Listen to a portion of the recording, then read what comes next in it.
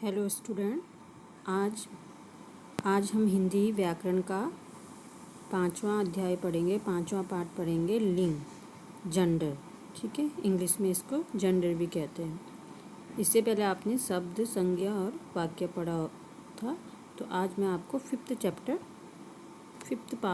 5वां पाठ पढ़ाऊँगी, लिंग। तो बच्चों, लिंग किसे कहते हैं ये समझने की कोशिश करेंगे इन चित्रों के माध्यम से। यहाँ पे कुछ चित्र बनाए हैं, तो इनसे हम समझेंगे कि लिंग किसे कहते हैं। लिंग की परिभाषा पढ़ लेते हैं। लिंग शब्दों के जिस रूप से पुरुष या स्त्री जाति का बोध हो उसे लिंग कहते हैं। लिंग का अर्थ होता है पहचान। तो बच्चों, यहाँ पे लिंग का अर्थ होता है पहचान। पहचान मतलब आप उस जो शब्द लिखे हैं उनको आप किस रूप में उनकी पहचान कर सकते हो। अभी यहाँ पे राजा हमने पढ़ा है, राजा और रानी दो शब्द लिखे हैं। तो राजा के पढ़ने या बोलने से ही पता चल रहा है कि वो कौन सी जाति में आता है, पुरुष में आता है या स्त्री में आता है। तो इससे उसकी पहचान हो रही है। तो शब्दों के जिस रूप से पुरुष या स्त्री जाति का बोध हो उसे लिंग कहते हैं। ठीक है बच्चों। अभी यहाँ पे चित्र है राजा रानी। तो राजा पुरुष है, रानी स्त्री है। ऐसी भाई बहन, भाई पुरुष है, बहन स्त्री जाति है। बैल और गाय, तो पशु पक्षी भी आते हैं। तो बैल पुरुष जाति में आता है और गाय स्त्री जाति में आती है। बूढ़ा बुढ़िया, बूढ़ा पुरुष जाति में आता है और बुढ़िया स्त्री जाति में आता है। ठीक है, आगे पढ़ेंगे लिंग के भेद। लिंग के भेद, तो लिंग के दो भेद होते हैं, पुल्लिंग और स्त्रीलिंग। पुल्लिंग और स्त्रीलिंग। पुल्लिंग जिन शब्दों से पुरुष जाति का बोध होता है उन्हें पुल्लिंग कहते हैं। तो पुल्लिंग किसे कहते हैं? जिन शब्दों से पुरुष जाति का बोध होता है उन्हें पुल्लिंग कहते हैं। अब जैसे एग्जाम्पल दिए हैं, राजा, भाई, बैल, बूढ़ा, दादा आदि। तो राजा को पढ़ने से हमें पता चल रहा है राजा, तो राजा पुरुष में आता है ना, तो ये इससे पता चल रहा है ये पुरुष जाति है, तो इसे पुल्लिंग है। भाई भी पुल्लिंग है, बैल, बूढ़ा, दादा ये सब पुरुष जाति में आते हैं, तो ये पुल्लिंग है। ठीक है। सेकंड स्त्रीलिंग, दूसरा है स्त्रीलिंग। जिन शब्दों से स्त्री जाति का बोध होता है उन्हें स्त्रीलिंग कहते हैं। जैसे रानी, बहन, गाय, बुढ़िया, दादी आदि। अब इन जितने भी ये शब्द लिखे हैं, रानी, बहन, गाय, बुढ़िया, दादी, इन सब से हमें पता चल रहा है वो स्त्री जाति है। स्त्री जाति है ना, रानी, बहन भी स्त्री में आती है, तो ये सब स्त्रीलिंग है। तो इनके शब्दों की पहचान से हमें पता चल रहा है ये स्त्रीलिंग है, तो इन्हें स्त्रीलिंग कहते हैं। तो ठीक है बच्चों।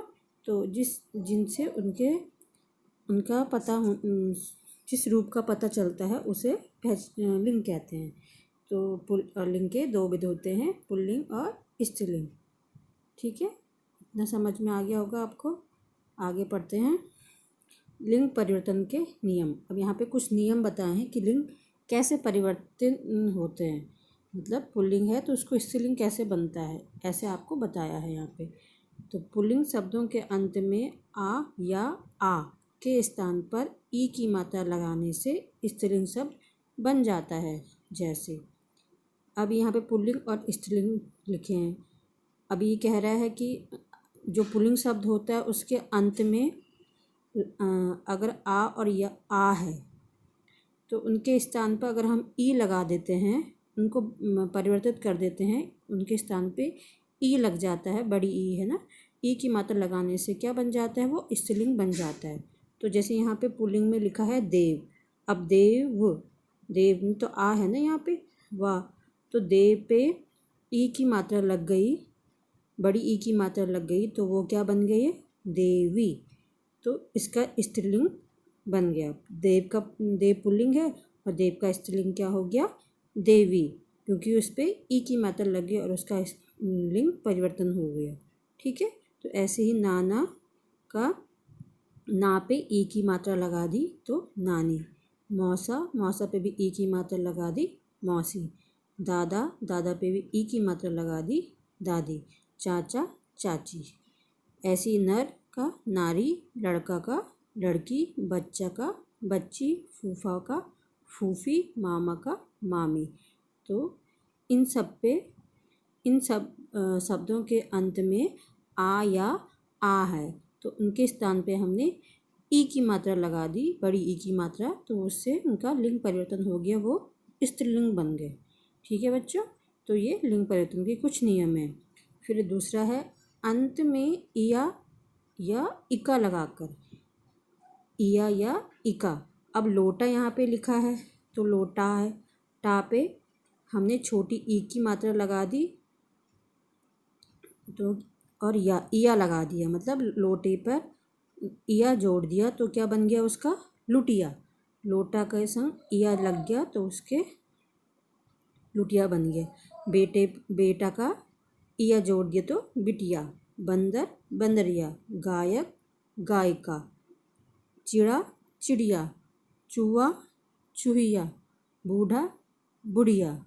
प्रिय प्रिया। कुत्ता कुतिया। डिब्बा डिबिया। तो इन सब के अंत में इया लगा दिया या इका लगा दिया। तो कुछ शब्दों में इया, जैसे ये गायक, इसमें इका है तो गायक है, और इस पे इका लग गया तो ई और का, मतलब यहाँ पे ई की मात्रा लग गई छोटी ई की, और का लिख दिया तो गायिका बन गया। ठीक है, तो जिन अंत में ई और इका लगाकर भी परिवर्तन किया जाता है।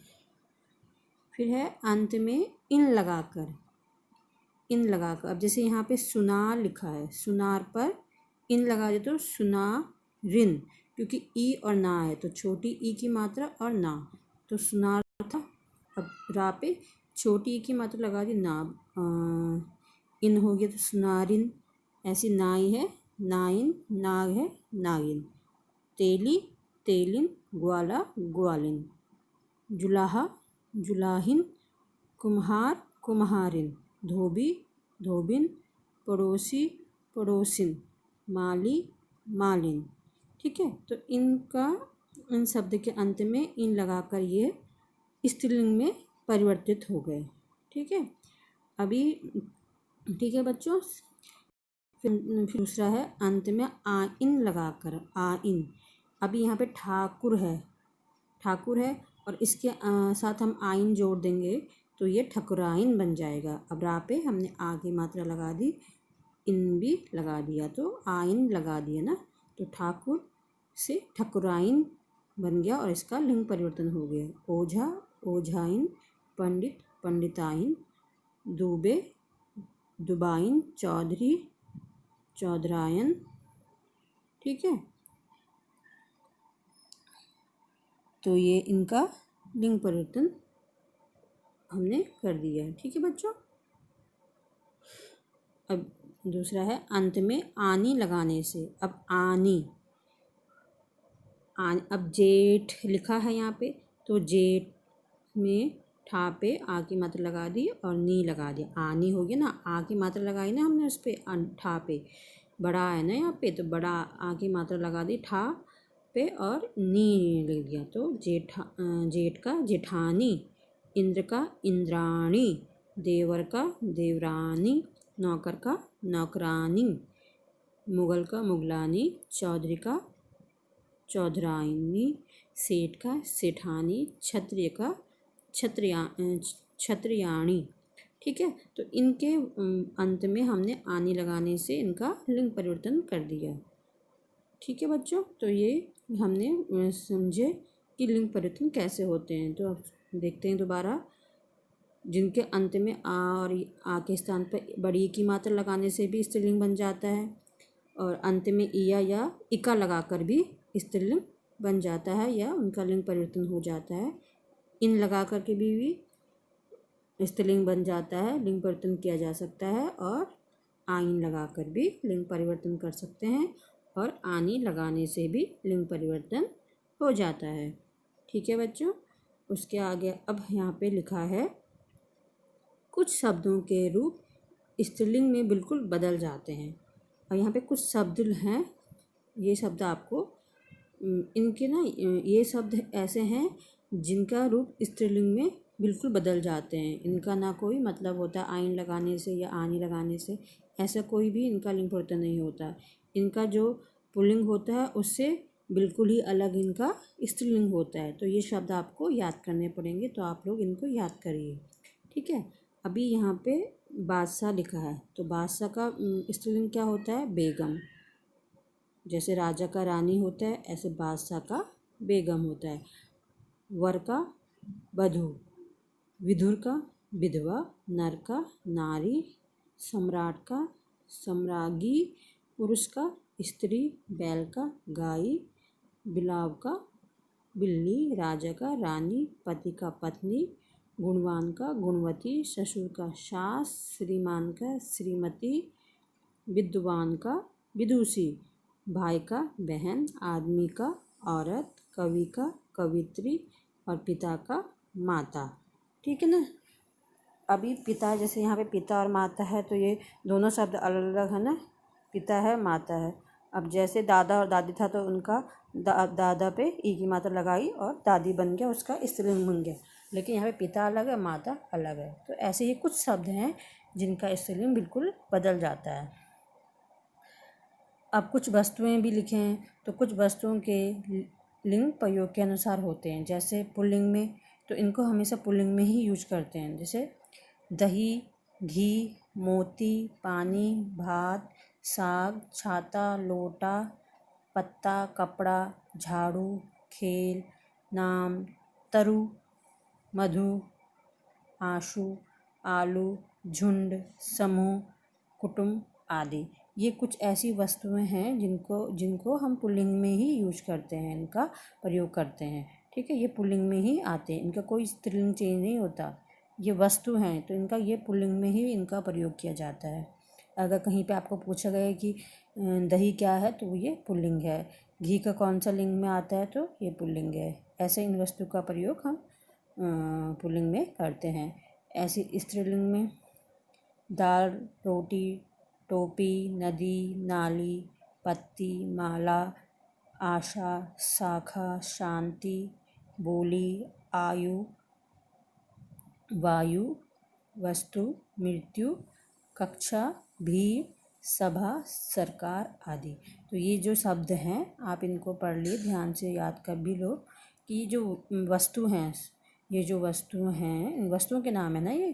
तो ये जो वस्तु हैं इनका प्रयोग हम जिस स्त्रीलिंग में ही करते हैं और हमेशा ये स्त्रीलिंग में ही यूज किए जाते हैं। इनका प्रयोग हमेशा स्त्रीलिंग के अनुसार ही होता है। अब नीचे नोट पे भी लिखा है ऐसे शब्द केवल एक ही लिंग में रहते हैं, तो मतलब ये कभी चेंज नहीं होंगे। अभी दाल का कोई भी पुल्लिंग नहीं होगा। जैसे स्त्रीलिंग में है ना रोटी, तो रोटी का कोई पुल्लिंग नहीं होगा। ये स्त्रीलिंग रोटी, तो रोटी को हम स्त्रीलिंग में ही प्रयोग करेंगे। तो ऐसे ये कुछ वस्तुएं हैं, ठीक है बच्चों। तो आपका ये हिंदी व्याकरण का 5वां पार्ट भी आज ख़त्म हो गया, इसका जेंडर लिंग। तो इसमें मैंने आपको पढ़ाया लिंग किसे कहते हैं, लिंग के भेद और कैसे उनका लिंग परिवर्तन किया जाता है, और कुछ जो वस्तुएं होती हैं जिन वो अपने लिंग के प्रयोग के अनुसार ही होती हैं। तो ये कुछ वस्तुएं, तो आप इसको ध्यान से पढ़िए, ठीक है बच्चों। ओके बच्चों, धन्यवाद।